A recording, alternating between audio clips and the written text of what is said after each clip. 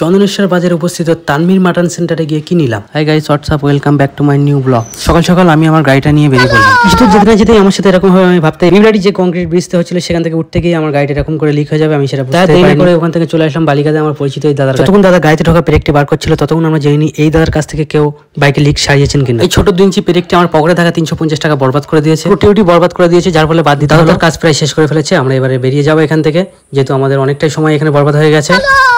Finally আমরা পৌঁছে গেলাম আমাদের চন্দনেশ্বর বাজারে তানভীর মাটন সেন্টারে। ওখানে পৌঁছে কোন জিনিসের কি দাম আছে আমি জিজ্ঞেস করে রাজহাঁসের কেজি সেখানে 350 টাকা করে বলছিল। আপনাদের এখানে তো দুম্বা পাওয়া যাচ্ছে, এখন अवेलेबल আছে? অর্ডার ছাড়া পাওয়া যাচ্ছে না, ঠিক আছে? অর্ডার করতে হবে, তারপরে দুম্বা কত কিলো আছে? দুম্বা 4000 কিলো আছে। কোন জিনিসের কি দাম আছে না আছে এই দাদার কাছ থেকে আপনারা সব জেনে নিলাম, আমাকে পার্সোনাল করে। আমি এখানে এসেছিলাম শুধুমাত্র ভিডিও বানানোর জন্য, কারণ আমরা এখান থেকে কিছু কেনাকাটার উদ্দেশ্যে আসিনি, আমাদের বাজেট কম ছিল। আমি এসেছিলাম কাশীনাথপুরে, কারণ এই যে ছোট ভাইটা আমার জন্য অনেকক্ষণ দাঁড়িয়েছিল এই হাঁসটি নিয়ে। তো বন্ধুরা, যেহেতু এই রাস্তায় এসেছিলাম তাই তানভীর মাটন সেন্টার নিয়ে ভিডিও বানানোটা সুযোগটা সারলাম। অনেকটাই কষ্ট হয়ে গেল এতটা পথ অতিক্রম করে। তো বন্ধুরা, আমার ভিডিওটা আপনাদের কেমন লাগলো অবশ্যই কমেন্টে জানান। চ্যানেলটি সাবস্ক্রাইব করে ফেসবুক